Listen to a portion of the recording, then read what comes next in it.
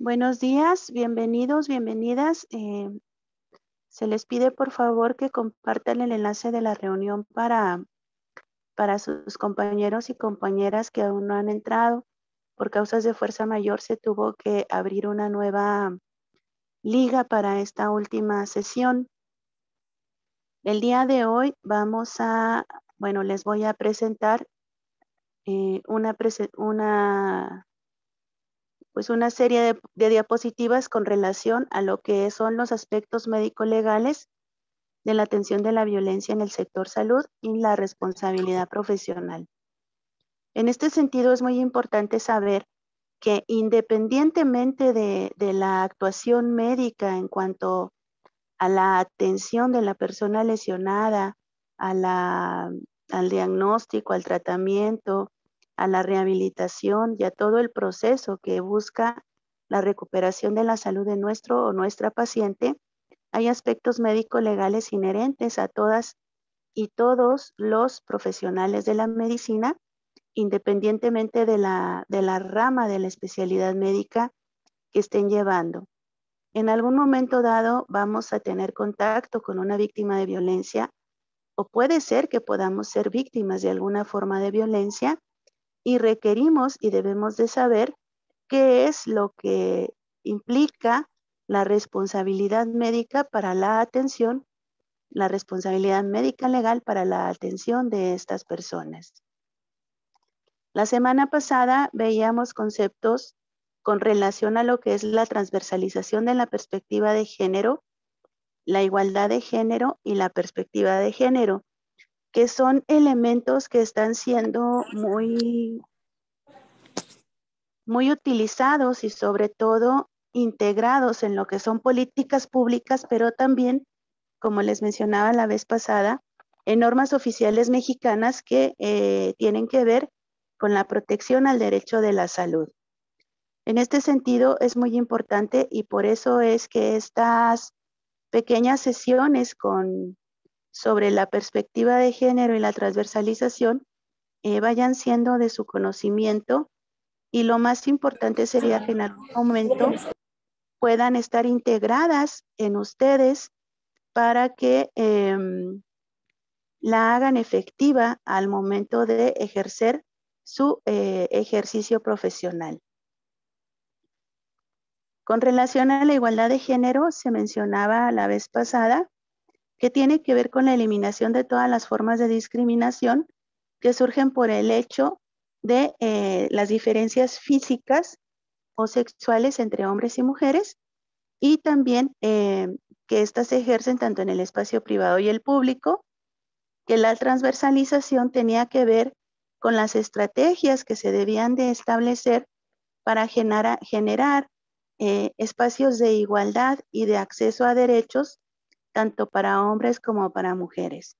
Este tipo de estrategias se les llamó primero como políticas públicas de discriminación positiva y posteriormente se les llamó medidas o acciones afirmativas en las cuales se busca lograr esta igualdad para que en algún momento dado puedan llegar a desaparecer cuando sea efectiva y cuando nos acostumbremos a esta igualdad de género que todavía no tenemos en realidad.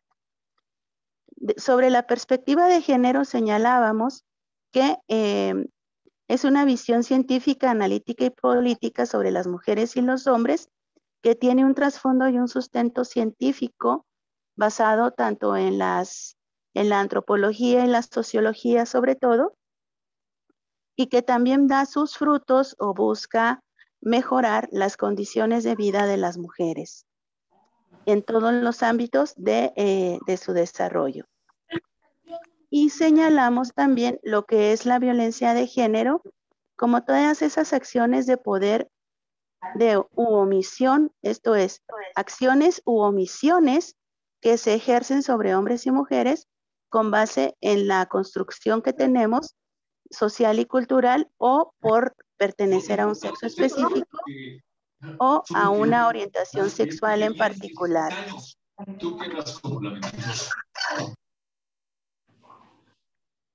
Sí, con relación a esto, en cuanto a la violencia de género, les digo, estas situaciones primero fueron establecidas o estudiadas con base en la división sexual de las personas y de la división sexual del trabajo por ser hombres o ser mujeres.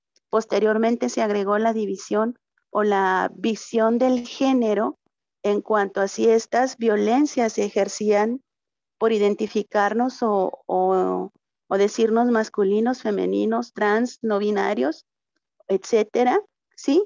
Y posteriormente se han ido agregando nuevas subdivisiones al estudio de las violencias de género porque esto implica las dinámicas de poder que se pueden ejercer y también implican condiciones donde damos por sentadas las diferencias entre los géneros y las diferencias o entre los sexos y las diferencias dentro de las mismas personas, aunque sean del mismo sexo. Por ejemplo, no es lo mismo ser hombres que ser mujeres, esa es una diferencia intergenérica e intersexual, pero una diferencia intragenérica o intrasexual tiene que ver con ser mujer y además ser de una etnia indígena, o con ser hombre y pertenecer a una población LGBTQ+, ¿sí? Entonces, eso también hace estas diferencias al interior de los grupos. Esto implica que como personas, como seres humanos individuales, no somos iguales, pero la igualdad a la cual se refieren todo esto y la igualdad que se busca lograr es la igualdad de acceso a oportunidades para tener una vida digna y libre de violencia, ¿sí? En ese sentido es a lo que se refieren toda esta transversalización, toda esta perspectiva de género y la búsqueda de esta igualdad. También señalamos la vez pasada que ONU Mujeres nos informaba que había 5 tipos de violencia contra las mujeres o de violencia de género bien específicas. La violencia en el marco de la pareja y la violencia sexual, que probablemente son las que más llegamos a ver en nuestra atención médica, ya sea de urgencias o incluso en la consulta externa. La trata de seres humanos que podemos llegar a identificar en algún momento dado, la mutilación genital femenina y el matrimonio infantil, que igual este matrimonio infantil se caracterizaría o podría llegar a subir a lo que es violencia sexual contra menores, ¿sí? Entonces, aquí es muy importante que tengamos bien claro cuáles son estas 5 formas de violencia contra las mujeres que se viven para que podamos identificar a nuestra población que acude y poder determinar que es una víctima de violencia de género. También yo les señalaba o les he mencionado varias ocasiones que tenemos derechos y obligaciones por el hecho de ser profesionales de la medicina. Primero que nada, por el artículo primero constitucional de nuestra Constitución Política de los Estados Unidos Mexicanos, todas las personas mexicanas o en los Estados Unidos mexicanos gozarán de los derechos humanos reconocidos en esta Constitución y en los tratados internacionales donde el Estado mexicano ha firmado como parte y además gozarán de las garantías para su protección. Esto implica que desde el artículo primero constitucional nos convierte en sujetos y sujetas de derecho por el solo hecho de ser personas. Esto es, se basa en la dignidad humana o la dignidad de haber nacido como persona. Por otro lado, en el artículo 4 constitucional, se establece que toda persona tiene derecho a la protección de la salud y en este sentido, nosotros y nosotras como profesionales de la salud nos convertimos en garantes de ese acceso a la protección de la salud de las personas. De esto se habla cuando se mencionan los principios éticos que rigen la práctica médica, que son 4. El de beneficencia, no maledicencia, autonomía y justicia. En el principio de justicia es donde nosotros y nosotras como profesionales de la salud estamos garantizando ese derecho a la protección de la salud de las personas.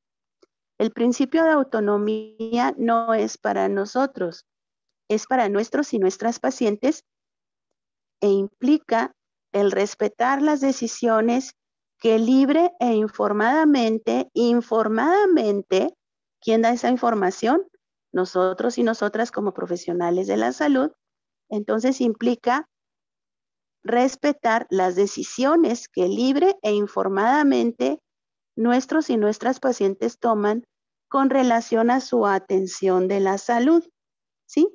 Hay ocasiones que tenemos pacientes que toman decisiones que no van de acuerdo a lo que nosotros y nosotras consideramos como lo mejor para su salud, pero hay que estar seguros y seguras de que están bien informados, y si están bien informados, entonces hay que respetar esa decisión. Si tú no puedes seguirle dando atención médica porque decidió que el tratamiento que tú le ofreciste no lo quiere, puedes dejar de ser su paciente. Sin embargo, tu responsabilidad con base en este principio de justicia sería proporcionarle los datos de un médico o una médica que sí lo quiera atender a pesar de la decisión que tomó sobre su propia salud. Por ejemplo, si se trata de un paciente a lo mejor que tiene un tipo de cáncer avanzado y que no quiere someterse a los procesos de oncología, bueno, pues entonces el oncólogo podrá determinar o podrá decirle que entonces en esas condiciones él no puede ser su médico, pero que si decide aceptar el tratamiento médico, lo puede recibir con toda confianza para darle la atención. Y mientras tanto, lo puede referir probablemente con algún médico o alguna médica especializada en cuidados paliativos, en manejo del dolor, en tanatología, para que le proporcione la atención correspondiente durante este proceso de enfermedad. ¿Sí? Muy bien. También mencionamos que los conflictos médicos no solamente se presentan en la atención de los pacientes o de las pacientes, sino también al interior de la sociedad o con familiares de pacientes, más además nuestras instituciones y otros profesionales de la salud con quienes compartimos el espacio. Este conflicto o esta problemática, esta discrepancia que puede existir entre las personas, también es importante que lo tengamos muy claro, porque dependiendo de dónde proviene, podrá ser la vía que nosotros o nosotras podamos utilizar para resolver este conflicto. Recuerden que estamos hablando de aspectos médico-legales de la atención de violencias, ¿sí? Y las violencias pues son conflictos.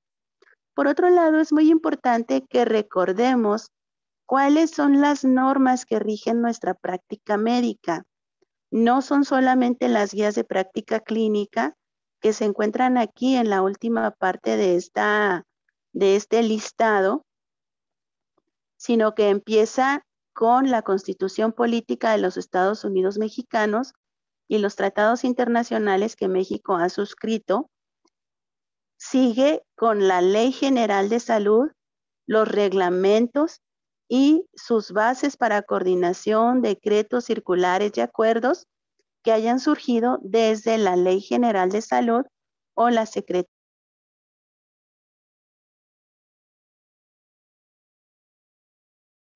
Posteriormente, también tenemos la reglamentación de la ley reglamentaria del artículo 5º constitucional, que determina y sobre todo tiene que ver con nuestro desempeño profesional. Esto es nuestro título, nuestro título de médicos, nuestro título de residentes, la pertenencia o no a un colegio, cuáles son las funciones de los colegios, por qué me tengo que registrar en Secretaría de Educación Pública para que me dé mi cédula profesional para poder ejercer el trabajo que yo libremente he decidido. A nivel estatal, tenemos lo que son los códigos civiles, los códigos penales, la Ley Federal del Trabajo, la Ley de Acceso de las Mujeres a una Vida Libre de Violencia, la Ley General de Víctimas, las leyes estatales, la Ley de Igualdad entre hombres y mujeres, ¿sí? Que aunque son leyes, de alguna forma o de otra, tienen que ver con que podamos tener este acceso a los derechos de los cuales somos sujetos y sujetas, ¿sí? Después de esta serie de leyes y códigos, vienen las normas oficiales mexicanas, que aquí no todas se aplican para todos, pero hay algunas que sí son para todos y para todas. Y luego vienen las guías de práctica clínica, que son específicas para ciertos padecimientos, para ciertas especialidades, para ciertas áreas hospitalarias. Y luego viene lo que se conoce como Lex Artis y Lex Artis ad hoc.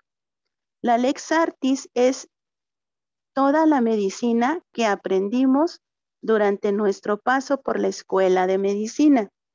Sí, esto es lo mínimamente básico, indispensable, o lo básico indispensable que como médicos generales, que todos y todas salimos con nuestro título de médico o médica, cirujano, cirujana y partera, tenemos, esto es todo lo que debimos de aprender cuando estuvimos en la escuela.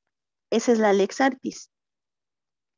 Y la Lex Artis ad hoc tiene que ver con esa medicina específica que estoy aprendiendo en mi residencia. Las residencias médicas no buscan fragmentar la medicina de nuestros pacientes o fragmentar a nuestros pacientes. Las residencias médicas lo que buscan es profundizar el conocimiento de un área específica de la medicina. Entonces es muy importante que siempre recordemos esta Lex Artis, porque si única y exclusivamente nos dedicamos a atender, por ejemplo, si estoy estudiando oftalmología y digo, no, pues yo nada más voy a ver los ojos, pero hay manifestaciones de enfermedades sistémicas a través de los ojos. Y lo mismo sucede con la dermatología, y lo mismo sucede con la reumatología, y lo mismo sucede con otras subespecialidades, ¿sí? Que también lo que hacen es profundizar todavía más en ciertas cosas o en ciertas áreas específicas del conocimiento. Y por último, están lo que se llaman jurisprudencias, normas individualizadas, sentencias, contratos y resoluciones administrativas que implican cosas que pueden ser señaladas de manera individual para cada uno y para cada una de nosotras, y situaciones como, por ejemplo, la que estableció recientemente la Suprema Corte de Justicia de la Nación al declarar que la realización del aborto no implicaba o no tenía por qué significar la prisión para la mujer que se lo realizaba o para el profesional médico que lo hacía.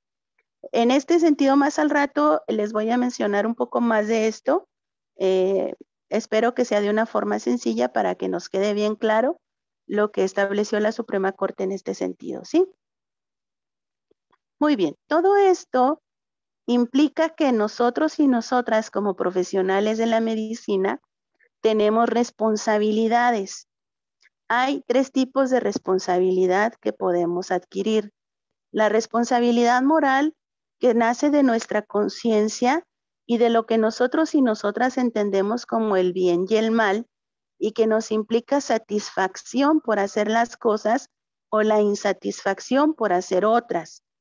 Por otro lado, viene la responsabilidad social, que tiene que ver con nuestro buen nombre y nuestra fama, y que es la que más se afecta cuando viene un periodicazo en el que nos acusan de alguna situación, como por ejemplo, yo siempre les digo que los pacientes y las pacientes y familiares, a veces la única palabra que conocen para señalar que no les fue bien con un profesional de la medicina es negligencia médica.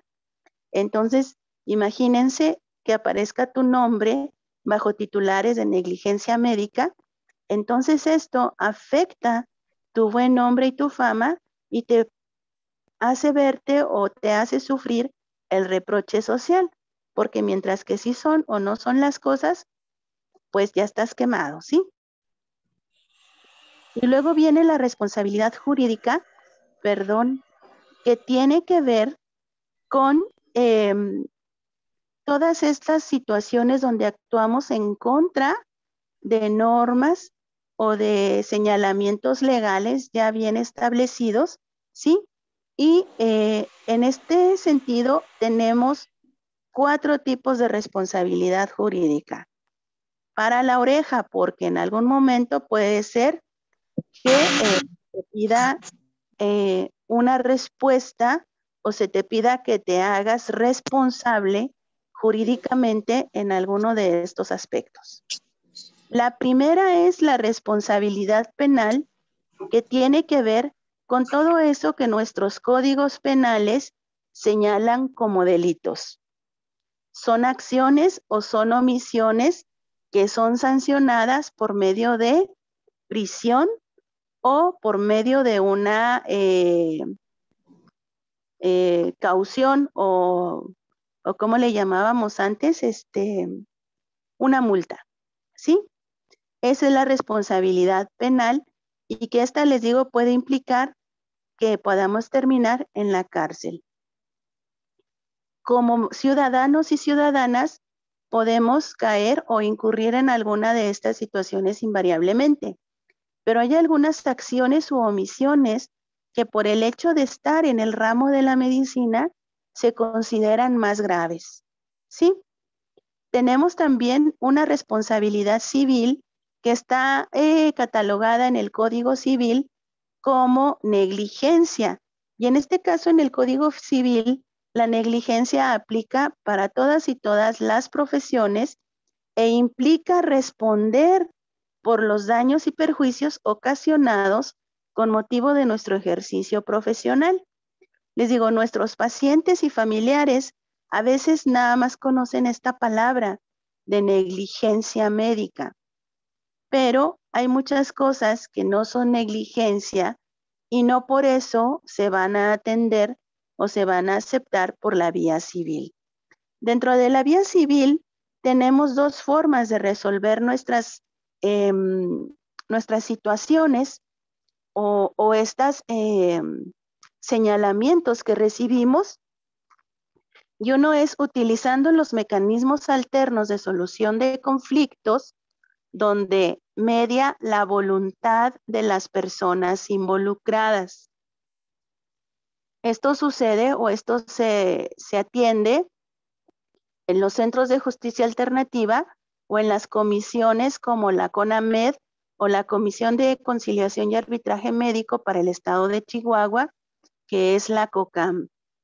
Lo que se realiza en estas instancias es, primero, se recibe una queja, si se toma como queja por parte de un o una paciente o familiar de paciente por una mala atención médica.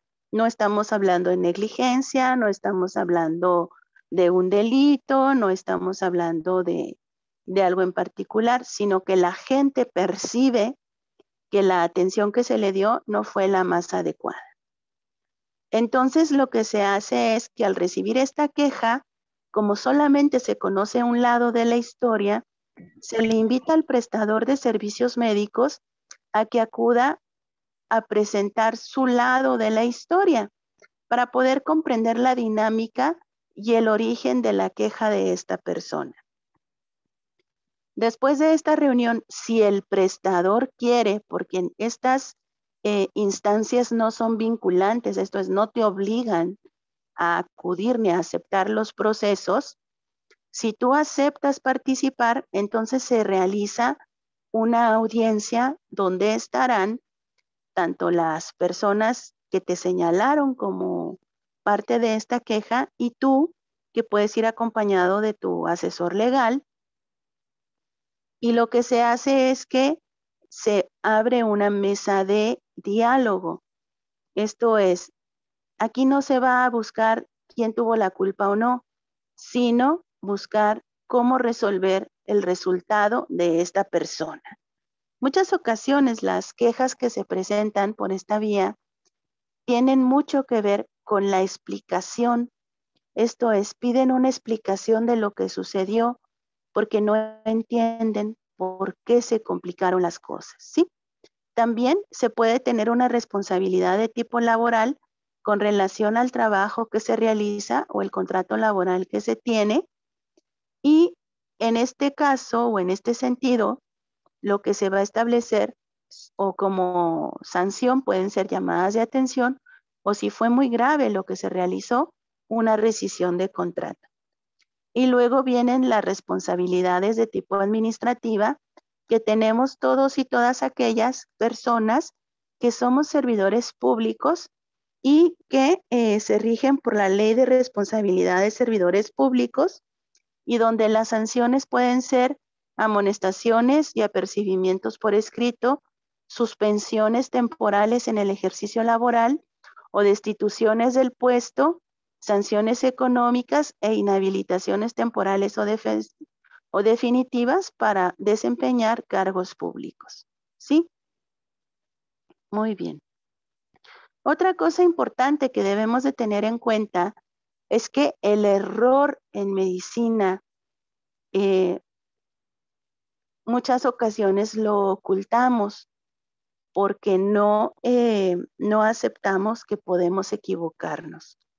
Estudiar el error implica que podemos establecer medidas nuevas o adecuadas para evitar fallas evitables, ¿sí? Y para evitar peligros que podemos evitar. ¿Para quién? Para las personas que confían sus vidas a nosotros y a nosotras, porque en medicina se habla que los errores se entierran, ¿sí? Entonces esto implica equivocaciones graves que en algún momento dado pueden llegar a una denuncia de tipo penal y la denuncia, si la persona ha fallecido, será por homicidio, ¿sí? En este sentido, también es bien importante reconocer que los errores en medicina son por equivocación y no por mala fe, ni tampoco se trata de poner de manifiesto una infracción o una imprudencia. Pero si cometemos errores de manera sistemática y reiterada, entonces sí es importante hacer algo para resolver esa situación, ¿sí? Muy bien. Cuando nosotros y nosotras tenemos un conflicto, es muy importante saber, primero que nada, que los conflictos se van a presentar en todo lugar donde haya personas, ¿sí? O sea, no podemos ser bien fe y vida con toda la gente que está a nuestro alrededor. A veces hay personas que sin tratarlas nos caen mal, o hay veces que tratándolas o sin tratarlas también, llegamos a tener ciertas problemáticas con ellos y con ellas.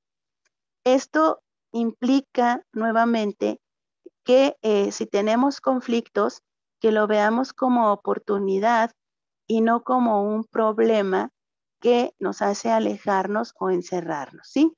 Los conflictos pueden generar violencia. La violencia puede ser, como vimos, multicausal, intrapersonal o interpersonal. La intrapersonal es cuando nos genera, no sé si luego les pasa que se despiertan en la madrugada y tienen que hablar con alguien al día siguiente y se ponen y hacen toda una historia, ¿sí? Acá en la mente ya, y que le voy a decir y me va a contestar, pero si le digo esto, pero si me contesta lo otro, y no dormimos en toda la noche, nos levantamos muy cansados y además nos enojamos con esa persona sin siquiera haberla enfrentado, ¿sí? Entonces, el problema no es el conflicto como tal, sino cómo lidiamos con el conflicto, ¿sí? Si lo tratamos de manera madura o si le buscamos que la responsabilidad la tenga otra persona, y esto implica que el trato o la resolución de ese conflicto nos puede generar consecuencias positivas o negativas dependiendo de cómo se ha gestionado. ¿Cómo se resuelven los conflictos al interior de la residencia? ¿Cómo se resuelve una discrepancia o una diferencia de opinión entre un R1 y un R1, o entre un R1 y un R2, o un R3 y un R2, o un R4 y un R2, o incluso con tu titular? Si se toma de manera personal, ¿sí? Si la persona con quien tienes el conflicto y tú vas y lo enfrentas o lo encaras buscando una solución, si la otra persona se lo toma de manera muy personal, esto es, no lo ve como una oportunidad de desarrollo y de crecimiento, puede ser que este conflicto que tú tuviste primero y que intentaste resolver, se te va a convertir posteriormente, si esta persona está en una situación de poder sobre de ti, se puede convertir en un hostigamiento laboral, ¿sí? Y te empiezan a hacer la vida imposible. Ya no te dejan entrar a cirugías, te mandan a hacer las historias clínicas que se supone que tú ya no tenías que hacer, eh, etcétera, ¿no? Te toca hacer el café siempre, cosas así. Muy bien. La resolución positiva del conflicto también se aprende. Para poder aprender a resolver conflictos, también tenemos que aprender a gestionar nuestras emociones. Se habla muy poco de la gestión de emociones y de la inteligencia emocional y comunicación asertiva. Estos dos temas, inteligencia emocional y comunicación asertiva, son importantes para su formación profesional también. Como les digo, esto también se aprende y es importante buscar las formas y los modos en los cuales ustedes puedan tener esta formación. ¿Para qué?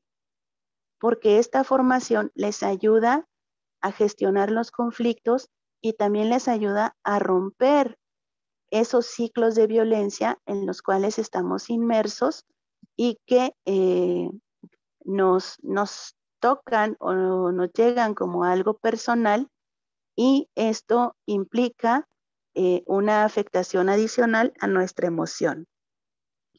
Es muy importante también cuando tenemos un conflicto, el saber con quién tengo este conflicto.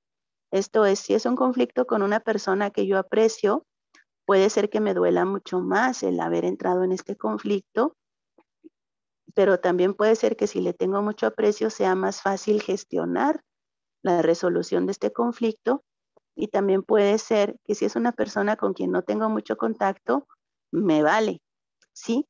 Pero en un espacio tan reducido como el hospital, en algún momento dado me podré topar con esta persona y debo de saber cómo conducirme de una manera adecuada que no afecte a mis pacientes, ¿sí? Ok, esto tiene que ver con la resolución positiva del conflicto y para lo cual les mencionaba yo, hay maneras de aprenderlo, ¿sí? Hay muchos recursos para formarse y uno de los primeros pues es aprender a negociar y otro es aprender a mediar. Hay diferentes técnicas de mediación que ayudan a que un tercero distinto esté en el medio y facilite las vías de comunicación entre las personas. Eso, la mediación, es lo que se realiza en las comisiones de conciliación y arbitraje médico para resolver las quejas de usuarios contra prestadores de servicios de salud. Ni se escucha.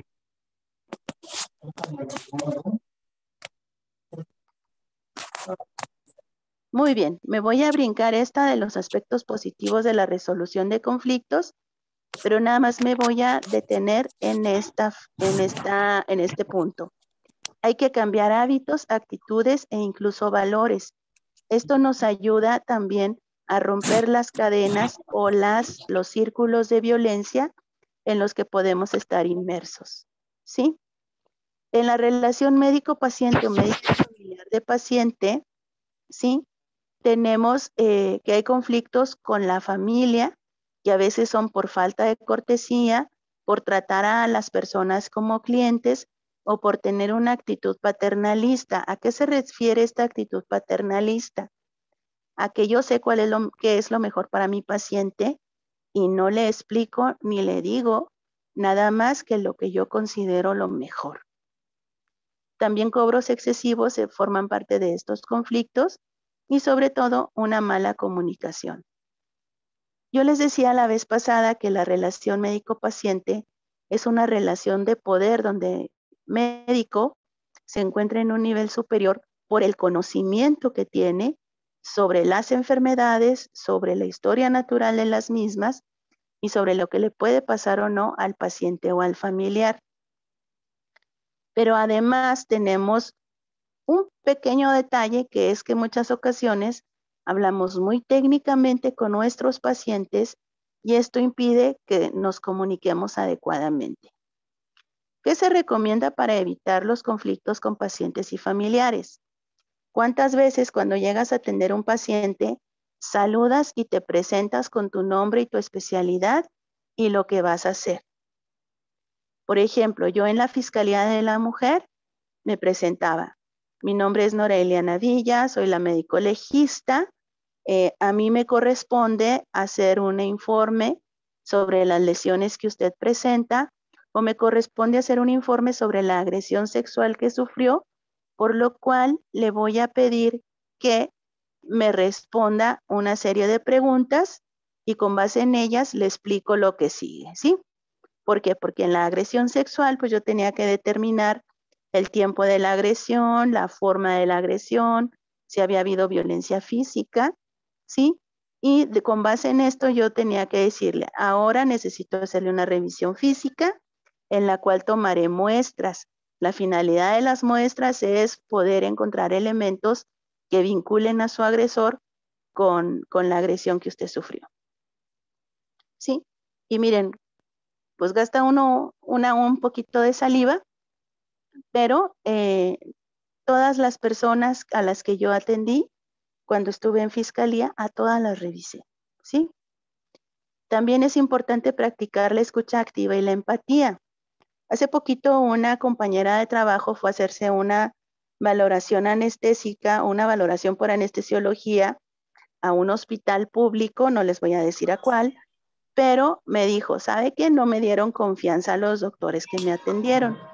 Digo, ¿por qué?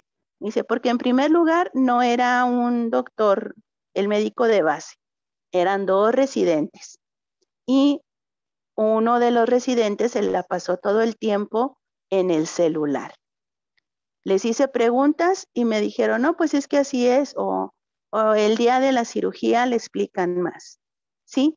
Entonces, el hecho de que ahora andemos y que traigamos siempre el celular para todos lados, implica que en muchas ocasiones esto puede sentirse como una falta de empatía y de escucha. Otra cosa importante que hay que hacer con nuestros pacientes es establecer obligaciones mutuas, que es esta parte de la autonomía de nuestros pacientes, ¿sí? ¿Qué obligaciones mutuas?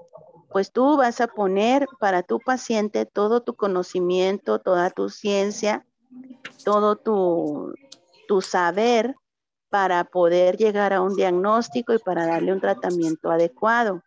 Y la obligación de tu paciente será documentarse más sobre su enfermedad, ¿sí? Tomarse el tratamiento adecuadamente y probablemente en una cita siguiente que te haga preguntas sobre cosas que tenga dudas, ¿sí? Hacer nuestro consentimiento informado adecuadamente cuando vamos a realizar algún procedimiento invasivo.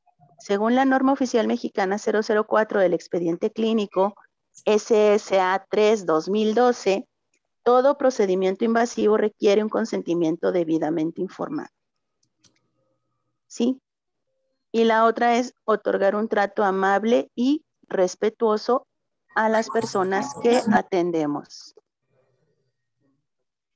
También debemos de recordar que en muchas ocasiones nuestro paciente está recibiendo o está angustiado por el diagnóstico o no da un seguimiento adecuado a indicaciones médicas y en lugar de preguntarle por qué está haciendo eso o si hay algún problema, Como por ejemplo, si tú le dices, es que es diabético y tiene que comer bien y que le das un plan de alimentación y te das cuenta que tu paciente no siguió ese plan de alimentación, pues bueno, a lo mejor es porque no tiene dinero para comprar todo eso, ¿sí? También debes de explicarle las complicaciones más frecuentes. Hay pacientes que acuden a consultas de manera frecuente o hay quienes sí necesitan estas consultas. Y la otra es que si un paciente te pide una segunda opinión o te dice que va a haber una segunda opinión, que tú no te pongas a la defensiva y que consideres que está desconfiando de tu diagnóstico. La segunda opinión del paciente es un derecho que tiene, ¿sí? Los pacientes tienen derecho a buscar segundas opiniones. ¿Por qué? Porque a fin de cuentas es su vida la que está en riesgo. A lo mejor quisieran escuchar que tú te equivocaste en el diagnóstico o a lo mejor, ¿sí? Quisieran estar seguros de que la opción terapéutica que le ofreciste es la más adecuada. Y por último, bueno, si tú mejoras tu forma de comunicación con tu paciente, pues esto va a generar una disminución en demandas y o denuncias que puedas recibir. Ahora, esto es con relación al trato habitual que tenemos con nuestros pacientes. Pero ¿por qué tenemos estas responsabilidades como profesionales de salud? Primero que nada, porque la Constitución Política de los Estados Unidos Mexicanos, en el artículo 108, dice que si nosotros laboramos en una institución que proporciona servicios de atención médica en sectores públicos y de seguridad social, somos servidores públicos. Somos servidores públicos, eso es lo primero, ¿sí? Por el solo hecho de laborar en una institución de salud pública. Por otro lado, también aquellos y aquellas que están en el servicio privado tienen responsabilidades cuando atienden víctimas de violencia. Y esto está establecido en el reglamento de la Ley General de Salud en materia de prestación de servicios de atención médica, que en el artículo 18 habla de tener un responsable sanitario, pero en el artículo 19 establece la responsabilidad del responsable sanitario, ¿sí? Aunque suene así como extraño, de notificar al Ministerio Público cuando atiende personas que han sufrido o que presentan lesiones que pueden estar relacionadas con la comisión de un ilícito, ¿sí? O sea, lesiones u otros signos que pueden estar relacionados con la comisión de un ilícito, ¿sí? Y aquí no importa si eres privado, particular o público. Todas las instituciones de salud entonces tienen esta responsabilidad, ¿sí? Ahora, nosotros y nosotras atendemos una gran cantidad de usuarios y usuarias en el servicio médico y les voy a hablar sobre todo de las mujeres usuarias. Ocupan el primer lugar de atención hospitalaria por cuestiones relacionadas a la atención de embarazo, parto y puerperio. Son 2 de cada uno de los y las pacientes que acuden a consulta de medicina externa o consulta externa, ¿sí? Y en lo único en lo que nos ganan los usuarios hombres es en las defunciones, ¿sí? Ok. Para nosotras como mujeres hubo necesidad de editar y de publicar una ley general de acceso de las mujeres a una vida libre de violencia. Yo siempre que toco este tema les menciono, ¿cómo estarán las cosas que necesitamos una ley que diga que tenemos derecho a acceder a una vida libre de violencia? ¿Sí? Con base en esto, esta ley busca la igualdad jurídica entre mujeres y hombres, el respeto a la dignidad humana de las mujeres, la no discriminación y la libertad de las mujeres.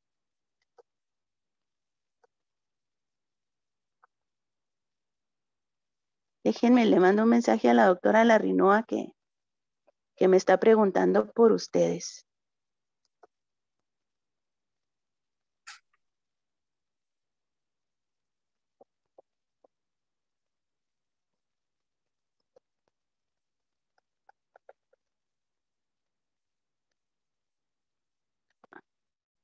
Muy bien. Perdón por tenerlos de cabeza. Ok, ¿qué les estoy proyectando? La ley de acceso. Ok, esta ley de acceso de las mujeres a una vida libre de violencia define la perspectiva de género, define el empoderamiento de las mujeres y define lo que se considera misoginia.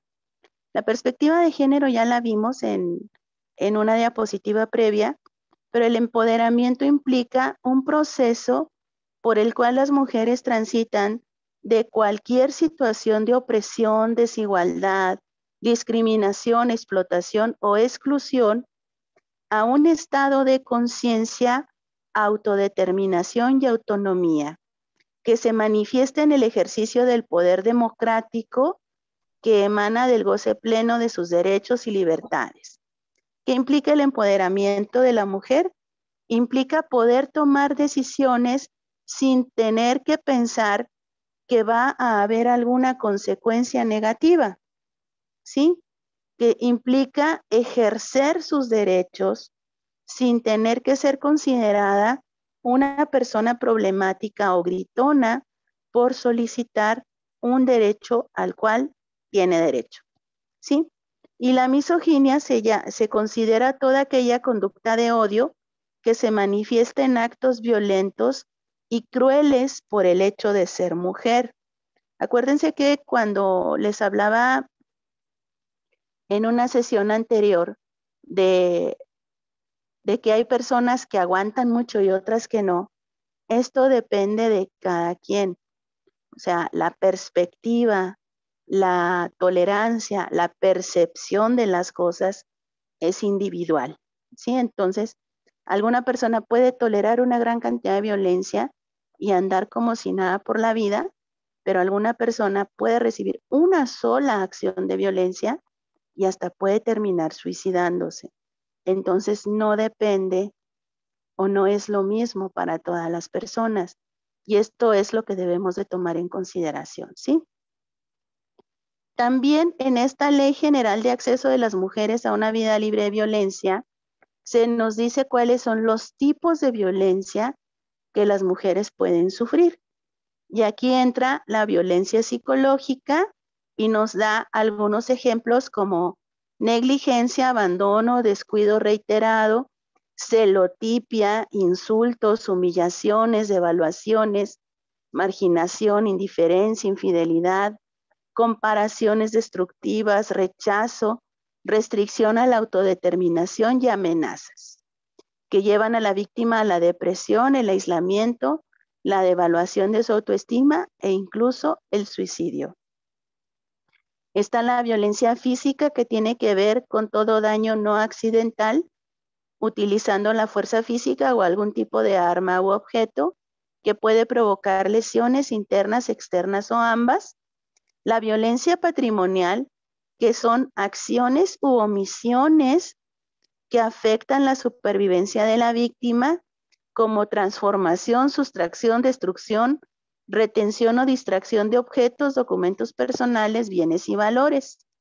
Derechos patrimoniales o recursos económicos destinados a satisfacer sus necesidades. La violencia económica, que tiene que ver con la supervivencia económica y que tiene que ver con limitaciones encargadas a controlar el ingreso de sus percepciones económicas y la percepción de un salario menor por igual trabajo dentro de un mismo centro laboral. Y luego viene la violencia sexual, que es cualquier situación o acto que degrade o dañe el cuerpo y o la sexualidad de la víctima y que atente contra su libertad, su dignidad y su integridad física, ¿sí? Y por último menciona cualquier otra forma análoga que afecte la integridad o la libertad de las mujeres. Estos son los tipos de violencia y luego tenemos las modalidades o los lugares donde las mujeres sufren violencia. Primero el espacio doméstico o el espacio de la casa, ya esto se le llama violencia familiar y esta puede ser sufrida por cualquier persona con quien se haya tenido o se tenga un vínculo emocional o una relación de parentesco o afinidad, ¿sí? Otro espacio donde se agrede a las mujeres es en los espacios laborales y docentes por parte de personas con quienes se tiene un vínculo laboral, docente o análogo, independientemente de la relación jerárquica, y de acuerdo a la relación jerárquica, será considerado acoso u hostigamiento y que esta situación o esta violencia que se ejerce se daña la autoestima, la salud, la integridad, la libertad y la seguridad de las personas, además de impedir su desarrollo y atentar contra la igualdad. Puede ser un solo evento o pueden ser una serie de eventos, ¿sí? Aquí se diferencia lo que es violencia laboral con lo que es violencia docente. Está en la Ley General de Acceso de las Mujeres a una Vida Libre de Violencia, que ustedes pueden encontrar fácilmente en las redes sociales. Y el hostigamiento sexual, aquí señala que son conductas verbales, físicas o ambas, y se habla de que hay un ejercicio abusivo de poder. En el hostigamiento hay una relación de subordinación entre la víctima y el agresor, y en el acoso no. Entonces, en esta diapositiva de circulitos, el círculo café es el acosador u hostigador y el círculo azul es la víctima. ¿Cuándo es acoso? Cuando el hostigador está en un nivel inferior al de la víctima o al mismo nivel de la víctima. Y se convierte en hostigamiento cuando el acosador o el agresor está en un nivel superior con relación a la víctima, ¿sí? Entonces tenemos espacios donde se agrede a las mujeres, en la familia, en el espacio laboral, en el espacio docente, pero también se le agrede en la comunidad, como por ejemplo cuando se habla de que las mujeres que amamantan no pueden hacerlo en público porque están enseñando los pechos, sí, porque eso va en contra de la moral, por ejemplo. Entonces, en este sentido, también la Ley General del Derecho de las Mujeres a una Vida Libre de Violencia, cuando señala las modalidades de violencia, por ejemplo, en el artículo 16 nos describe lo que es violencia en la comunidad, pero en el artículo 17 habla de las responsabilidades del Estado mexicano, esto es, de las autoridades. Y cada uno de los artículos que hemos visto nos da la definición y el siguiente nos da las responsabilidades del Estado. Y por ejemplo, aquí en la violencia en la comunidad nos pide o le pide al Estado mexicano la erradicación de la violencia en la comunidad a través de la reeducación libre de estereotipos y la información de alerta sobre el estado de riesgo que enfrentan las mujeres en una sociedad desigual y discriminatoria. ¿Sí? Entonces, esta ley está bien chida por esto, ¿sí? A mí me gusta mucho cómo está establecida. ¿Dónde más la mujer sufre violencia? En las instituciones. Nosotros y nosotras, como servidores públicos o servidoras públicas, podemos, y a lo mejor sin darnos cuenta, ejercemos violencia institucional con nuestros y nuestras pacientes cuando durante nuestro desempeño dilatamos, obstaculizamos o impedimos el goce y ejercicio de sus derechos.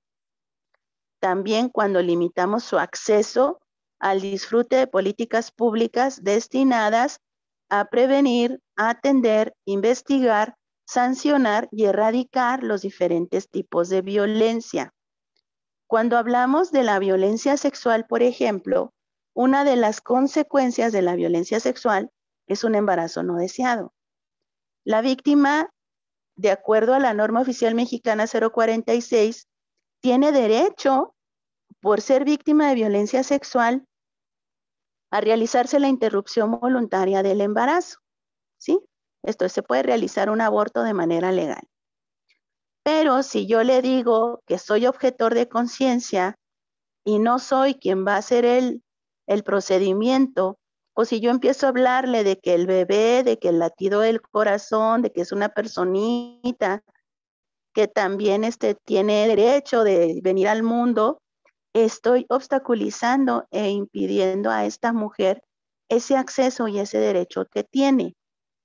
También, si yo recibo una víctima de violencia y le cuestiono que por qué no trae su denuncia y la orden del Ministerio Público para realizarle la interrupción legal del embarazo, estoy también dilatando y obstaculizando el ejercicio de su derecho. ¿Por qué? Porque la norma oficial mexicana 046 dice que las violencias de tipo sexual deben de atenderse como emergencias. También establece que nosotros y nosotras como prestadores de salud debemos de actuar de buena fe. Esto implica nosotros y nosotras no vamos a investigar si fue o no fue violación. Eso le toca al Ministerio Público, ¿sí? Y por otro lado, también ya la Corte nos liberó de la responsabilidad o del terror de que podamos llegar a parar al bote por atender a una mujer que nos dice que ha sido violada y que nos pide la interrupción voluntaria del embarazo. Lo que tenemos que considerar aquí es, primero, la objeción de conciencia es única y exclusivamente para aquellos que están involucrados directamente con el procedimiento. Si es una interrupción voluntaria por medio de medicamentos, será únicamente para aquella persona que proporciona los medicamentos. Si es una interrupción voluntaria por medio de un aspirado, un procedimiento, un legrado, alguna cosa así, alguna instrumentación, será para el anestesiólogo o la anestesióloga que proporcione la sedación y para el ginecólogo o ginecóloga o aquel médico o médica capacitada para realizar esta instrumentación. Nada más.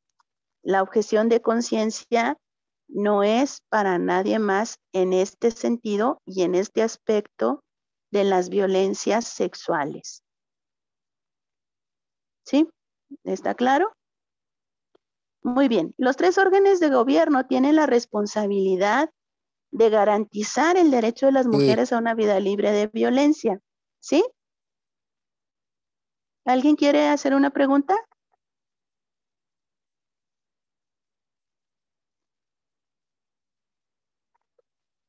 Ok, voy a seguir. Entonces es prevenir, atender, investigar, sancionar y reparar el daño. En el sector salud hay cosas que son irreparables, ¿sí? Tanto en el sector salud como en el sector de la justicia. Pero entonces lo que se busca es procurar lo más posible el estado previo al momento de sufrir la violencia. ¿Sí? Ok. Yo les mencionaba, todos aquellos que trabajamos en instituciones públicas, somos servidores públicos y por eso es que tenemos estas responsabilidades. Otra forma de violencia que podemos llegar a sufrir como mujeres, además de la familiar, docente, laboral, comunitaria e institucional, es la violencia feminicida, que implica la forma más extrema en la cual se asesinan mujeres por el hecho de ser mujeres. Yo les decía ahorita, sí, los hombres se mueren más que las mujeres, pero las causas de muerte de hombres y mujeres son distintas. En el caso de los hombres, las estadísticas del año 2021 señalan, primero que nada, las 3 primeras causas de muerte, tanto para hombres como para mujeres, son infecciones respiratorias, COVID y diabetes. Cardiorrespiratorias, COVID y diabetes, ¿sí? Pero si las desagregamos por sexo, ¿sí? Si son hombres y mujeres, tenemos que las mujeres empiezan a aparecer asesinadas desde el año de edad y los hombres empiezan a aparecer asesinados desde los 4 años de edad. El más alto número de asesinatos de mujeres se presenta, esto es en el primer lugar por grupos de edad, está entre las mujeres de 14 a 24 años de edad. Y en el caso de los hombres, en primer lugar, desde los 10 años hasta los 24 años, son accidentes. Y hasta los 24, de los 24 a los 44 son homicidios. ¿Sí? Entonces, a las mujeres las empiezan a matar, nos empiezan a matar desde más jóvenes que con relación a los hombres. Por otro lado, también la Ley General del Derecho a las Mujeres a una Vida Libre de Violencia habla de lo que es la alerta de violencia de género, que tiene que ver con todas esas acciones gubernamentales que se deben de establecer para enfrentar y erradicar la violencia feminicida en un territorio determinado. ¿Y qué creen? Chihuahua, desde el 21 de agosto del año 2021, está alertado en 5 municipios. ¿Qué municipios tienen declaratoria de alerta de violencia de género? Ciudad Juárez, Chihuahua, Parral, Cuauhtémoc y Guadalupe y Calvo. ¿Sí?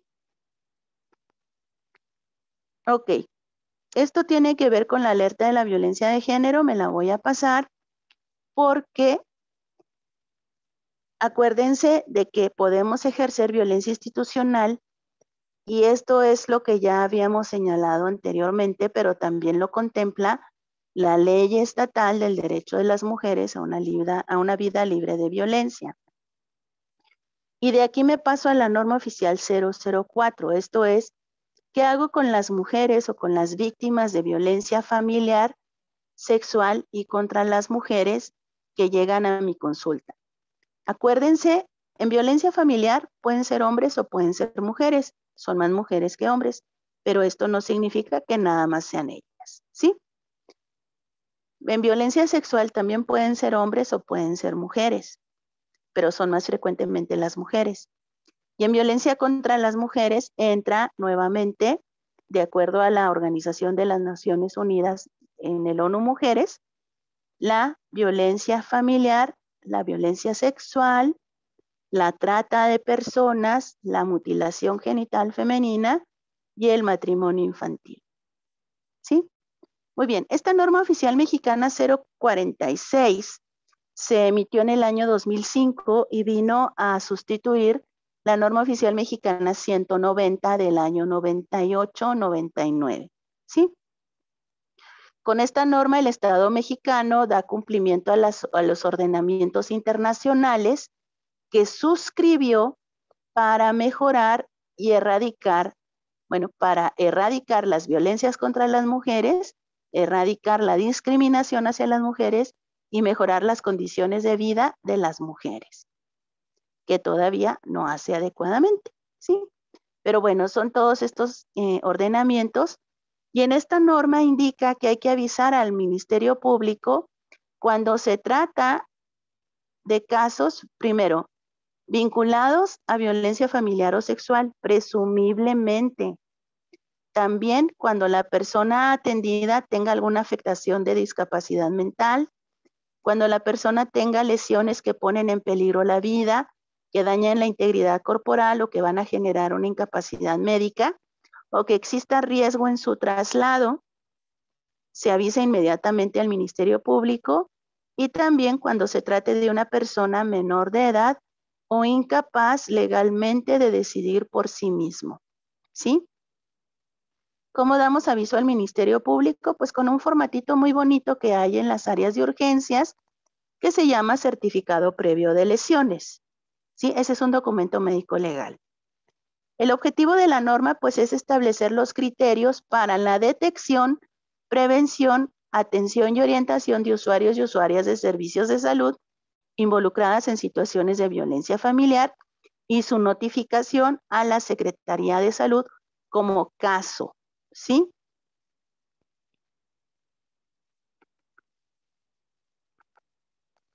Es de observancia obligatoria para todo el personal de salud. Tenemos obligación de conocer esta norma a profundidad, todos y todas, independientemente de la especialidad médica que seas, ¿sí? Y de conocer en tu área de trabajo si existe o no una ruta para darle cumplimiento. No se ha dado el caso, pero si una persona víctima de violencia pone una denuncia penal o una demanda civil o administrativa, te puede generar consecuencias por el incumplimiento de la norma, ¿sí? Muy bien. Todas las instituciones, señala aquí, todas las instituciones deberán otorgar atención médica a las personas que tengan alguna situación de violencia familiar o sexual, y esto incluye referencia a instancias especializadas. Esta norma también está muy chida porque establece una correlación entre el sector salud y el sector jurídico o judicial, porque la instancia especializada usualmente, bueno, aquí en nuestro estado de Chihuahua, será la Fiscalía General de Justicia o la Fiscalía Especializada en Atención a Mujeres Víctimas por Delitos por Razón de Género o el Centro de Justicia de Mujeres. Y también dice aquí que la atención médica debe proporcionarse con perspectiva de género. Por eso es bien importante que nos formemos en perspectiva de género. Y si te das cuenta, esta norma, la última modificación fue del año 2015. Como te decía, primero surgió en el 2005 y es la revisión y los cambios realizados a la norma 190. Desde el año 90 y tanto se habla de la perspectiva de género en la medicina y tú apenas la vienes escuchando. Entonces, ¿cómo es que has proporcionado atención médica a estas personas sin perspectiva de género? Aquel que proporcione la atención médica debe estar sensibilizado y capacitado en el tema, pero sobre todo debe de actuar con confidencialidad, honestidad y respetando la dignidad y los derechos humanos de las personas a las que atiende, ¿sí? También debe de informar al Ministerio Público y es este formato que viene aquí en el apéndice informativo 1 de esta norma, que es el certificado previo de lesiones extendido, donde se toma información sobre el día de la semana en la cual fue la agresión, el horario del día, la persona que la agredió, el tipo de relación interpersonal que tenía, ¿sí? Y hay otro formato que también viene ahí para notificar a la Secretaría de Salud. Por lo general en los expedientes electrónicos, cuando tú pones como diagnóstico violencia familiar, en automático te manda a esos formatos para llenarlos también. La ruta de atención de estas personas víctimas de violencia, perdón porque sale un poco borroso, ¿no? Pero fue la calidad de la foto. Aquí tengo a mi paciente en situación de violencia familiar que acude a la unidad de atención médica y aquí, ya sea en la consulta externa, ¿sí? Y dependiendo si tiene lesiones leves o tiene lesiones graves, pero si no tiene lesiones, le aplico una herramienta de detección, puede ser un violentómetro, puede ser un cuestionario de violencia intrafamiliar, ¿sí? Y sale positivo. Entonces se elabora el apéndice informativo, la registramos como caso de atención a violencia familiar y lo reporto al Sistema Integral de Salud. Si no tiene lesiones, la voy a orientar para que pase a un centro especializado. Yo les decía a mis usuarias en la fiscalía, es mi deber informarle que usted tiene derecho a recibir atención médica a recibir tratamiento médico por probables enfermedades de transmisión sexual, a recibir un medicamento que prevenga un embarazo no deseado y en caso de quedar embarazada, a realizarse un aborto de manera legal. Entonces, es tu deber informar, en este caso, que la persona tiene derecho, si así lo quiere, a poner una denuncia y a recibir atención psicológica con perspectiva de género o atención psicológica especializada en violencia familiar. Y la canalizas, entonces debes de saber a dónde la debes de canalizar, ¿sí? Si la persona tiene lesiones leves, vas a hacer tu informe al Ministerio Público y la canalizas, la envías a recibir atención especializada. Aquí se habla del CEPAVI, pero también puede ser, como les decía, el Centro de Justicia de Mujeres. Y aquí tienes un original y una copia que se envía a la jurisdicción y una copia que se queda en el expediente clínico. La jurisdicción sanitaria, con base en estas hojitas, establece las políticas de salud adecuadas para la atención de la violencia, ¿sí? Si la persona tiene lesiones graves, en automático llamas al Ministerio Público y elaboras el certificado previo de lesiones, pero también llamas, bueno, aquí ya al avisar al Ministerio Público, pues ya estás canalizando al centro especializado y también llenas el formato para notificar a la autoridad o a la Secretaría de Salud.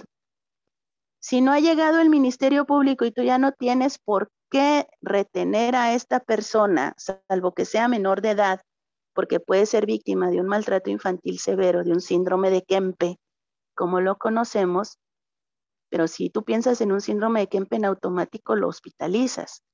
Pero si es una persona adulta, no tienes por qué hospitalizarla, pero sí le informas que es su derecho poner una denuncia en el momento que ella desee y que en su expediente se va a quedar una copia de su certificado previo de lesiones en caso de que la autoridad competente lo requiera, ¿sí?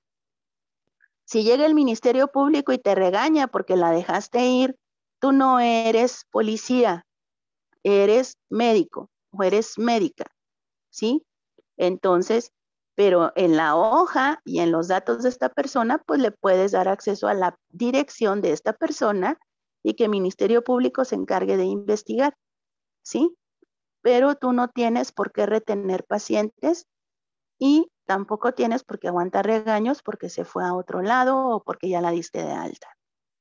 Si se te olvida a dónde canalizar a las personas, ahora sí, busca en tu celular, en Google, el directorio de organismos públicos que tienen violencia familiar en el estado de Chihuahua, y ahí vas a encontrar todo un listado de todos los lugares que hay a nivel estatal para su atención, ¿sí? Y si no, también tenemos el directorio del CABIM para asesoría legal y psicológica para las víctimas de violencia familiar y sexual. El CABIM aquí en Chihuahua está atrás del Hospital Central, donde era anteriormente en la Escuela de Medicina, pero por el lado de la calle 35. ¿Sí? Muy bien. La norma oficial mexicana también está bien bonita, les digo yo, a mí me encanta esta norma, porque nos da los indicadores de violencia. No tienes que descubrir el hilo negro, no tienes que quebrarte la cabeza buscando cuáles son estos indicadores de violencia, porque ya los tiene la norma 046 y nos da indicadores de abandono como deficiencias en alimentación e higiene, falta de control o cuidados rutinarios, deterioro del estado emocional y el desarrollo psicológico de las personas y necesidades médicas atendidas tardíamente o no atendidas. También tenemos indicadores de violencia física que nos dice la norma, congruentes o no con la descripción del mecanismo de lesión, que pueden ser recientes o pueden ser antiguos y pueden ser evidenciados o no con clínica o auxiliares diagnósticos en ausencia de patologías condicionantes. Aquí tengo una serie de fotografías de mis usuarias de la fiscalía. Tenemos equimosis o moretones. Este Es rojizo de forma pues más o menos irregular, sin embargo vemos aquí que reproduce la forma de un corazón. Las equimosis por lo general reproducen el objeto que las generó de manera inversa. Entonces, pues aquí tengo un corazón de un llavero que le aventó el generador de violencia a esta mujer, precisamente un llavero de te amo que ella le regaló para el 14 de febrero, ¿sí? Detención de los brazos, apretones, sacudidas, ¿sí? Estas equimosis en los brazos y antebrazos, maniobras de estrangulamiento manual, tenemos equimosis rojizas a nivel del cuello, también podemos encontrar petequias o derrames conjuntivales que hablan de esta maniobra de estrangulación, puede haber hemorragias a nivel de la pared posterior de la garganta, podemos tener escoriaciones de diversas formas, equimosis. También esta señora le pusieron una cuerda en el cuello y la arrastraron por la calle. Si se dan cuenta, aquí viene esta cuerda por aquí y luego hay aquí también una equimosis, hay otras por aquí por este lado. La radiografía del cuello de esta mujer mostró fractura del hueso yoides, ¿sí? Y para que se fracture el yoides, pues está medio canijo. Tenemos latigazos, esta mujer que recibió latigazos con el cable del celular, ¿sí? Múltiples contusiones directas a nivel craneofacial, con edema importante del globo ocular y equimosis que cierra el globo ocular, con edema de la barbilla, con lesiones a nivel de la mucosa labial. Hay que buscar lesiones dentales y enviarla al dentista para que el dentista establezca si hay lesiones o no, si hay fracturas externas o internas de la pieza dental. Quemaduras no atendidas en el momento, sino hasta que ya se complicaron, ¿sí? Mordeduras humanas, hasta la violencia feminicida que lleva a una muerte por traumatismo cráneoencefálico en esta mujer que tuvo una fractura con hundimiento de toda la región lateral derecha de la cabeza. Esto de aquí era la nariz y todo lo que está aquí era una fractura con hundimiento del globo ocular y del macizo facial. Podemos tener fracturas del esternón, podemos tener fracturas de algunos de los huesos de las manos. Aquí tenemos del segundo y del quinto metacarpiano, ¿sí? Fracturas del antebrazo, ¿sí? Entonces tenemos muchas lesiones que podemos evidenciar porque las vemos con nuestros ojitos o porque tenemos radiografías, pero también la norma nos habla de indicadores de violencia psicológica, como son baja autoestima, sentimientos de miedo, de ira, vulnerabilidad o tristeza, humillación o desesperación, afectaciones psiquiátricas y del estado de ánimo, ansiedad, estrés postraumático, trastornos de personalidad, adicciones e ideaciones e intentos suicidas. A lo mejor no somos psicólogos, pero a lo mejor la persona nos expresa alguna de estas cosas. A lo mejor llega una persona que tuvo una tentativa de suicidio y hasta la regañamos porque pues si la vida es rete bonita, o sea, ni que tuviera tantos problemas, pues tú qué sabes, ¿no? ¿Cómo está viviendo sus problemas? Entonces, por eso hay que tratarlas con sensibilidad y con respeto y consideración, ¿sí? Dentro de las adicciones, pues fíjate a ver si eso de que te la pasas metido en el celular no es un indicador de violencia, el consumo de medicamentos, personas con obesidad también, con trastornos alimenticios, puede ser una respuesta a la violencia. Si te la pasas todo el tiempo trabajando, a lo mejor no te gusta llegar a tu casa porque ahí hay violencia. El alcohol, el juego, el tabaco o drogas también son indicadores de violencia. Las indicaciones o los indicadores de violencia sexual pueden ser a nivel de los órganos genitales, de la región anal, de la boca también, pero también tenemos indicadores psicológicos que nos hablan de violencia sexual, alteraciones en el funcionamiento social, abuso, dependencia a sustancias. Hay una violencia sexual, imagínense estas mujeres que llegan en su gesta 18, bueno, estoy exagerando, y que le preguntan, señora, ¿por qué no se opera? Es que mi marido no me deja. Esa es una violencia sexual. O mujeres que se quieren operar y tú les dices que no, y les dices que porque a lo mejor, que porque está muy joven y porque nada más tiene un hijo y que porque a lo mejor más adelante decide embarazarse, pues ya si se quiere embarazar que se recanalice, ¿sí? Pero no tienes por qué negarle el acceso a su derecho de ejercer su autonomía reproductiva.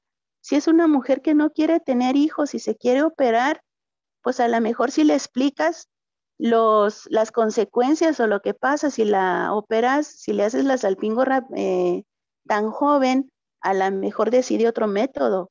Pero si le dices que no, aduciendo que a lo mejor después se arrepiente, ¿sí?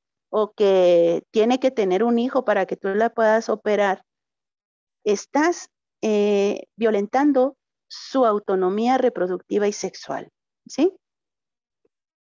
Piénsala bien. Ahora, la norma oficial mexicana nos habla de que esta pues se debe de aplicar en general a todas las personas que sufren violencia sexual y familiar, que se debe de tratar la violencia sexual como una emergencia médica. Entonces, nada de que ponerle un triage verde. Las mujeres que llegan por agresión sexual deben de entrar inmediatamente a atención. La atención, como te digo, pues incluye profilaxis de embarazo, enfermedades de transmisión sexual y la interrupción legal del embarazo.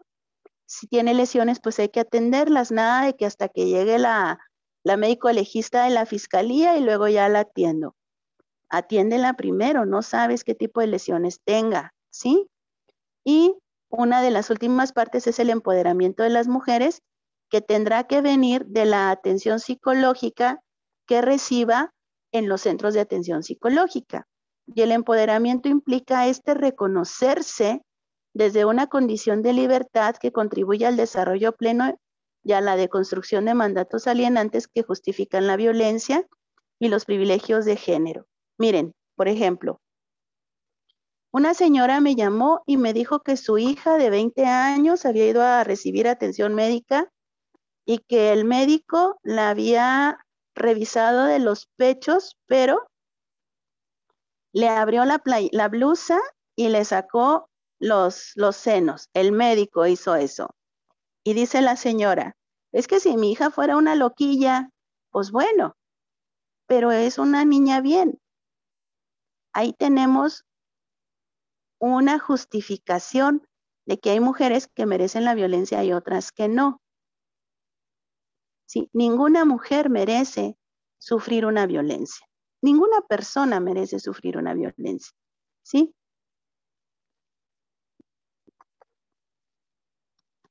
Ok, estas son las acciones de empoderamiento que se deben de realizar, pero se las voy a dejar pendientes para pasarme a qué hacer con el acoso y el hostigamiento sexual y laboral en tu institución de salud. Las mujeres ocupamos el 70% de los espacios del sector salud. Los hombres ocupan el 30% de los espacios, ¿sí? Las formas de violencia que más se sufren en los lugares de trabajo, de acuerdo a la encuesta del ENDIRE que tiene que ver con las relaciones laborales, son degradación. Te ponen en un puesto y luego te bajan. Y luego son 3 de tipo sexual: intimidación, acoso u hostigamiento y abuso sexual. Y luego otra vez intimidación o acecho, puro hostigamiento. Y luego viene violación y lesiones. ¿Qué áreas se concentran las formas de violencia laboral? Limitarte las posibilidades de comunicación, que no te puedes comunicar con nadie ni te dan tiempo de nada. Ataque a las relaciones sociales personales. Conductas humillantes, limitar las posibilidades de mantener contacto social y de negación de derechos. Ataques a la reputación. Conductas de aislamiento, difundir rumores, ridiculizarte, menosprecio de todas tus labores. Ataques a la calidad profesional y a la situación vital. cambios frecuentes en las tareas, procurar o disminuir el rendimiento en tu profesión y en tu vida en general, y ataques directos a la salud como violencia o amenazas de violencia, asignar tareas peligrosas. ¿Cuántas de estas? No me digas porque a lo mejor aquí está tu R3 y tu R4, pero piénsale R1, R2, R3, R4, ¿cuáles de estas has sufrido y cuáles de estas has favorecido con otras personas y te darás cuenta que estás ejerciendo violencia laboral? Ahora, dentro de la violencia laboral y la violencia sexual, esto es lo que sucede. Hay un evento detonante seguido de una fase de desconcierto donde la víctima o la persona no entienden qué fue lo que pasó, no encuentra una explicación a cómo es que de ser un R favorecido de repente ya está pasando en la parte más terrible o más baja de la pirámide de sobrevivencia, y luego viene un espacio o un momento de autorrecriminación donde percibe que nadie le hace caso o que sus argumentos son deformados para dejarlo en mala posición, y viene una pérdida de confianza y disminución de la autoestima y un estallido emocional. Puede seguirse de un estado de rebeldía en el cual puede llegar incluso a la violencia o intentar sobreponerse y demostrarse que va a poder con todo, solo. ¿Y qué creen? No puede. Y luego viene por último en estado de depresión, donde todos estos intentos de sobreponerse fracasan, y fracasan porque lo intenta a solas, porque no tiene una red de apoyo, ¿sí? Y porque sigue sufriendo violencias de forma reiterada. Una persona acosada que intenta mantener su trabajo sufre cuando no puede desarrollar sus labores o cuando no se le valora adecuadamente. Y luego de la depresión, ¿qué creen que puede venir? Pues una tentativa de suicidio o un suicidio consumado, pero también puede venir una crisis de ansiedad que lo lleva a una atención psiquiátrica, y luego te enteras que un R está tomando tratamiento psiquiátrico y lo consideras como incapaz de ser médico porque no sabe trabajar bajo presión. Lo que no sabemos trabajar es bajo violencia. La presión laboral es una propia del propio curso que estás llevando, pero la presión por violencia es otra y te genera mucho daño, ¿sí? Por si no les había dicho, estas son las acciones que se constituyen como acoso u hostigamiento y son acciones de tipo física, como violencia, tocamientos, pellizcos, caricias, acercamientos innecesarios, abrazos o besos indeseados, familiaridad innecesaria como rozarte deliberadamente cada vez que platican contigo, y otras conductas que pueden ser delitos como precisamente tocar los órganos genitales o ya una violación física como tal, ¿no? Una violación. También las acciones que se constituyen acoso o hostigamiento, que son verbales, son comentarios y preguntas sobre el aspecto físico, el estilo de vida de la persona, su orientación sexual, llamadas telefónicas ofensivas o comentarios y bromas sugestivas, comentarios condescendientes o paternalistas, como no, hombre, tú no tienes por qué entrar no tienes por qué hacer residencia, tú nomás te consigues un médico rico y ya la hiciste, ¿no? Por ejemplo. Invitaciones no deseadas para sexo o persistentes peticiones para salir a citas, preguntas intrusivas acerca del cuerpo, la vida privada, insultos o burlas de naturaleza sexual y amenazas. Y hay otras acciones que no son verbales y que tampoco son físicas, pero que también son consideradas acoso o hostigamiento, ¿sí? Como lo son silbidos, gestos de connotación sexual, que son muy frecuentes, ¿sí? Presentación de objetos pornográficos, miradas lujuriosas, fotos, afiches, protectores de pantalla, correos electrónicos o mensajes de texto sexualmente explícitos,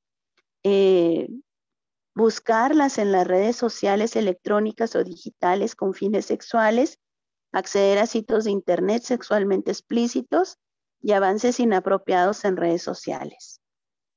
Fíjate bien, estas acciones que a lo mejor diariamente tú realizas o tú sufres de a alguien, afectan tus derechos humanos y son estos derechos los que están siendo afectados. Afecta tu dignidad porque se te desconoce como una persona con derechos y se te cosifica y maltrata. Afecta tu derecho a una vida libre de violencia. Afecta tu derecho a la integridad física y psicológica.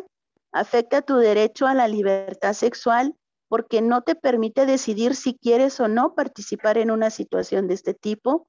Afecta el libre desarrollo de tu personalidad, el acceso a una vida libre de violencia como tal, una prohibición a la discriminación, afecta tu derecho a un trabajo y a un medio ambiente laboral sano, te afecta al no tener condiciones justas de trabajo, no tienes igualdad ante la ley y afecta por último tu nivel de vida adecuado. Cuando sufres una de estas situaciones o cuando tú haces alguna de estas situaciones, afectas a la persona que le estás realizando esto en todas estas esferas. Esto lo puede llevar a tener estrés, ansiedad, depresión, frustración, sensación de impotencia, insomnio, fatiga, disminución de la autoestima, alteración en su alimentación, todo eso, ¿sí? Todos esos indicadores que ya vimos en la norma 046. También genera afectaciones sociales porque ya no vas a gusto a tu trabajo o esa persona ya no viene a gusto al trabajo, sufre un estereotipo negativo de floja, de poco colaboradora, de problemática, de gritona, se empieza a ausentar de su trabajo, puede llegar a perder el trabajo, puede llegar a renunciar de su trabajo, o si sigue trabajando puede tener un mal desempeño y disminuir en su productividad y su capacidad laboral. Esto también le genera, me voy a ver muy economista o muy capitalista, genera afectación a quien te empleó. ¿Por qué? Porque hay una disminución en la productividad, porque hay dificultad para trabajar individualmente o en equipo, porque hay desmotivación, porque pues de qué sirve que me esfuerce tanto si a nadie le toma importancia lo que hago. Hay ausentismo, entonces tienes que buscar quién cubra ese espacio. Hay rotación de los recursos humanos, hay deterioro de las relaciones laborales, ya son muy tensas para todos lados. Inicias procedimientos administrativos de dar de baja, de hacer cuando te hacen descuentos económicos, ¿sí? O jurisdiccionales e indemnizaciones si es que denuncian a la institución o a una persona en particular. A nivel de la sociedad también genera afectación porque hay que reintegrar a las víctimas de la violencia. Vemos que hay un incremento en la violencia sexual y de género, no solamente laboral, sino a nivel social. Hay discriminación en el empleo, entonces no acepto mujeres porque se quejan de violencia sexual o de acoso. Hay dificultad de acceso de las mujeres a trabajos de alto nivel y buenos salarios. Y también hay gastos en procesos administrativos y jurisdiccionales cuando se tienen que atender denuncias o quejas por acoso y hostigamiento. Y luego tenemos que esto se afecta sobre todo, primero, porque desconoces tus derechos. Segundo, porque desconoces que lo que estás sufriendo es violencia. Tercero, desconoces si hay mecanismos de denuncia o te das cuenta que estos mecanismos de denuncia no funcionan. Tienes o puedes tener baja autoestima por una violencia previa. No cuentas con redes de apoyo o estas son muy débiles, como por ejemplo, cuando te mandan al servicio social a una comunidad alejada o cuando estás haciendo tu residencia en una localidad donde no tienes familia, ¿sí? Y también hay factores como haber sufrido violencia de género anteriormente y volverla a sufrir. Hay como en psicología se le llama indefensión aprendida, ¿sí? Pero también hay factores de la institución, por ejemplo, del hospital en el que te encuentras, donde no hay cero tolerancia a la violencia laboral y el hostigamiento y acoso. Hay una cultura organizacional discriminatoria y o violenta. Hay unas estructuras que reproducen estas estructuras patriarcales y violentas. Y hay ausencia de mecanismos claros y eficientes para la atención y denuncia de los casos de violencia laboral y hostigamiento. Por otro lado, también puede haber bajo nivel de compromiso para adoptar medidas preventivas y de atención a estas violencias. ¿De quién es este compromiso? Es tuyo y es mío, ¿sí? El compromiso que yo les mencionaba la vez pasada es detener la violencia aquí y ahora porque me doy cuenta que me afecta y porque me doy cuenta que afecto a otras personas. Entonces, reaprender nuevas formas de convivencia sin violencia. La ruta que se sugiere o la ruta que existe para atender una denuncia por acoso y hostigamiento sexual o laboral debe de ser establecida al interior de las instancias, ¿sí? Y esta se puede apoyar de los centros de atención de la violencia como los CABIMS, donde se puede capacitar a las personas para la atención de estas violencias. Aquí tengo a la presunta víctima que, primero, si sufrió un acoso o un hostigamiento sexual, este es un delito bien establecido y puede denunciar por la vía penal. También, si esta institución tiene algún convenio o alguna cuestión sobre lo que es la norma 035 de la Secretaría del Trabajo y Previsión Social, puede proceder por la vía laboral. Y la otra es que proceda por la vía administrativa, haciendo un escrito de denuncia que entregará a una persona, ¿sí? Que será la encargada de recibir la denuncia y que incluso puede ayudarla a la narrativa de los hechos. Esta persona analiza el hecho y ve que sí existe un hecho de acoso u hostigamiento sexual y envía esta queja al comité de ética de la institución, quien tendrá 3 días para aceptar y ratificar la recepción de esa denuncia o para decirle a esta persona que tiene que volver o agregar más datos para que pueda ser aceptada su denuncia, ¿sí? 3 días. El comité de ética la recibe, la verifica que realmente constituye acoso y hostigamiento y dicta medidas de protección. Las medidas de protección usualmente son para proteger a la víctima para que no vuelva a estar en contacto con el agresor.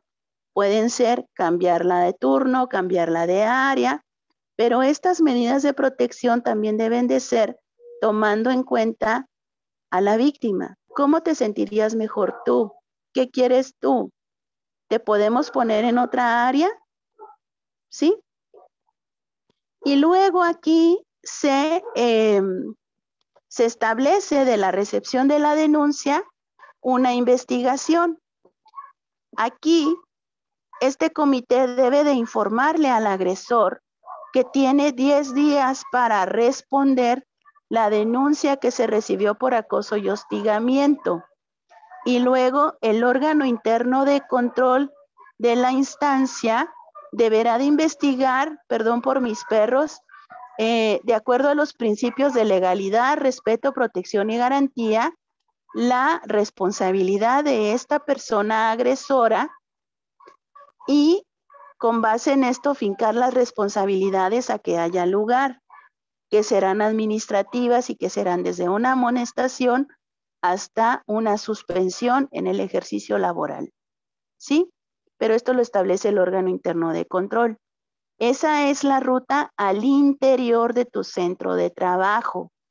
Pero resulta que en muchos centros de trabajo tienes nada más el órgano interno de control y no tienes un comité de ética capacitado y sensibilizado en estas cuestiones y tampoco tienes una persona establecida para recibir este tipo de quejas. Entonces hay que trabajar en establecer estos procesos al interior de nuestro centro de trabajo para atender estas violencias.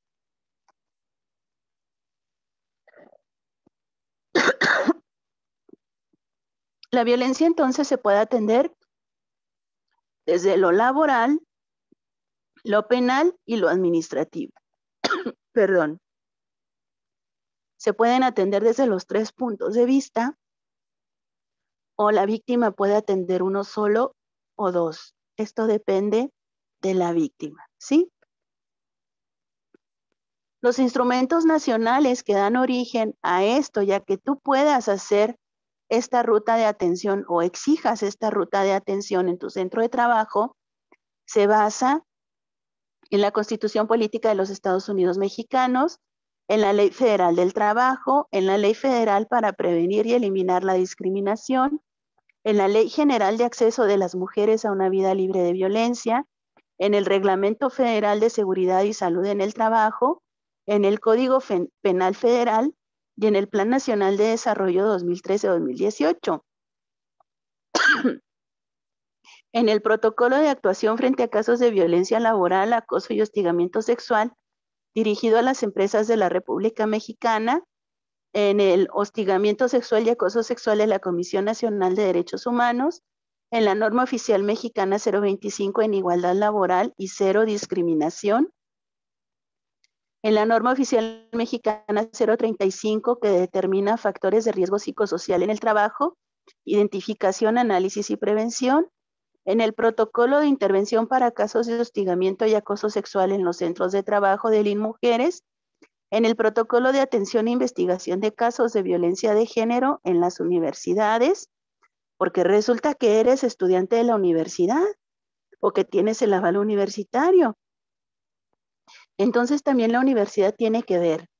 En el protocolo para la prevención y atención e investigación de casos de violencia de género, de hostigamiento y acoso sexual de la Administración Pública Federal, no sé qué hice aquí, y en los protocolos del sector salud, si es que existen, ¿sí?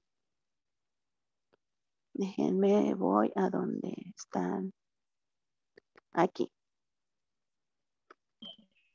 Y luego tenemos los instrumentos internacionales que son el Convenio sobre la Discriminación, Empleo y Ocupación, el Convenio sobre Seguridad y Salud de los Trabajadores, la Convención sobre la Eliminación de todas las formas de discriminación contra la mujer o CEDAW, la Convención Interamericana para Prevenir, Sancionar y Erradicar la Violencia contra la Mujer o Convención de Belém do Pará, y la Declaración y Plataforma de Acción de la Cuarta Conferencia Mundial sobre la Mujer de Beijing, ¿sí? ¿Qué hacer en caso de sufrir o presentar o presenciar un acoso? Es importante reconocer que todas las mujeres tenemos este riesgo, ¿sí? No significa que sea exclusivo de las mujeres, pero sí que es mayor el riesgo para nosotras.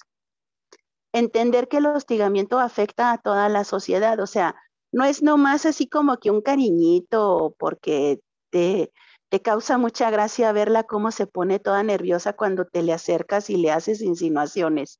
Date cuenta que eso no está bien, date cuenta que eso es un delito, ¿sí? Hay que discutir abiertamente el problema, hay que denunciar y hay que señalar las violencias. Hay que decir esto es acoso, esto es hostigamiento, y que la gente sepa que si tú quieres puedes denunciarlo porque estás en tu derecho de denunciarlo. Hay que relatar y compartir las experiencias con tu núcleo, con tu red de apoyo. ¿Para qué? Para que puedas recibir el apoyo que necesitas, la contención que se requiere y buscar el apoyo de alguien si es que decides interponer la denuncia. Un acompañante o una acompañante que esté contigo, que tú sepas que cuando salgas de ahí va a estar contigo, ¿sí? Y lo más importante es que debes de tomar la decisión lo más pronto posible de denunciar el hostigamiento sexual ante las autoridades judiciales o hacerlo del conocimiento de la autoridad que tengas ahí más cercana. No te calles, ¿sí? Eso es lo más importante. Esta ya la vimos, aquí se me duplicó. Los principios de actuación de la persona, de esta que está aquí, la que va a recibir tu queja, debe de ser cuidando tu dignidad y defendiendo tus derechos. Debe de ser en un ambiente saludable y armonioso. No puede ser que esta persona que va a recibir tu queja esté en una oficina con 20 gentes, ¿sí? Porque luego todas se van a enterar de lo que estás diciendo. Entonces debe de tener un espacio bonito, un espacio cómodo en el cual tú te sientas con confianza de platicar lo que sucedió. También debes de ser tratada con respeto y confidencialidad al momento de levantar tu denuncia. Todos estos protocolos de actuación, ¿sí?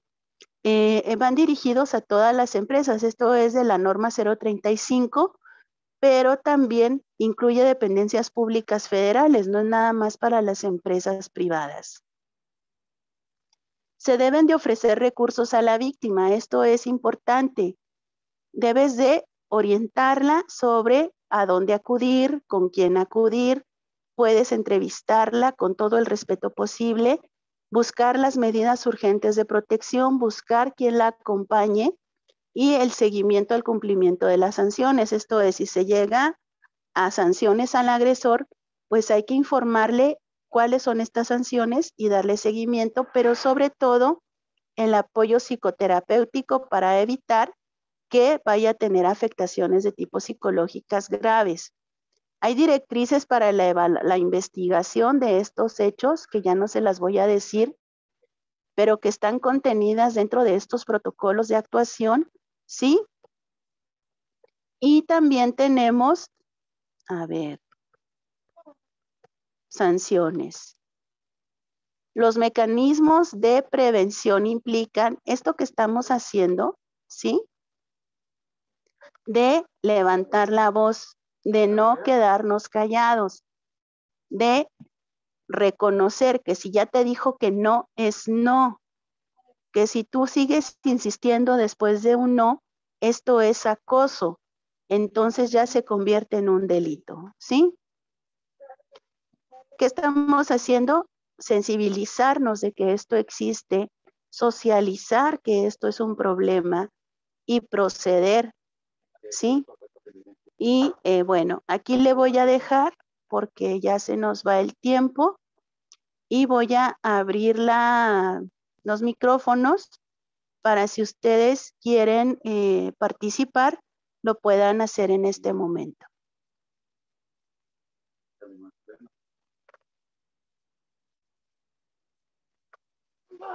No puede pegar tiro.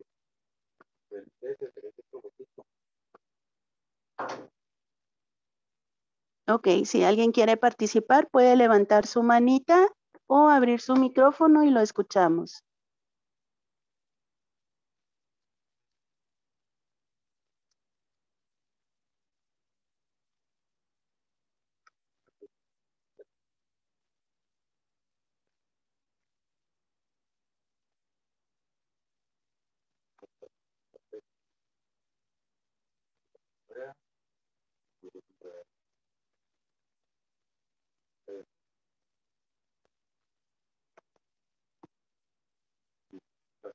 Bueno, parece que no hay participaciones. No sé si estuvieron presentes o nada más dejaron prendido el Zoom.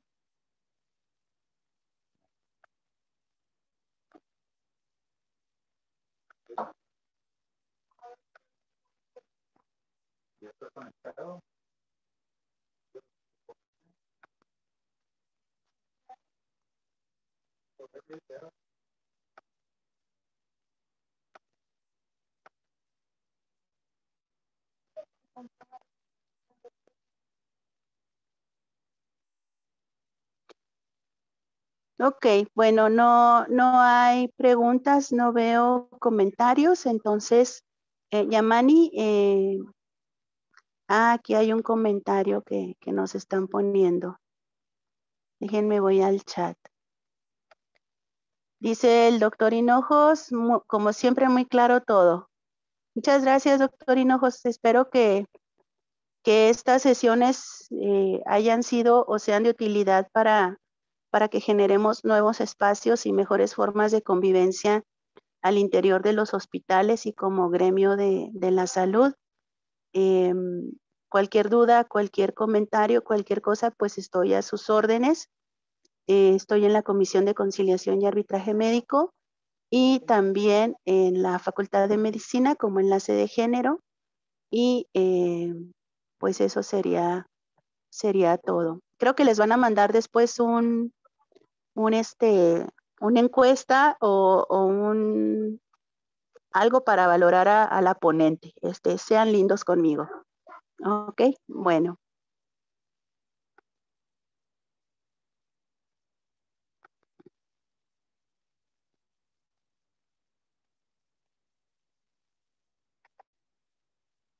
Muy bien, entonces, pues ya me despido de ustedes. Espero que tengan una residencia bonita, agradable, que aprendan mucho, traten bien a sus pacientes, trátense bien entre ustedes.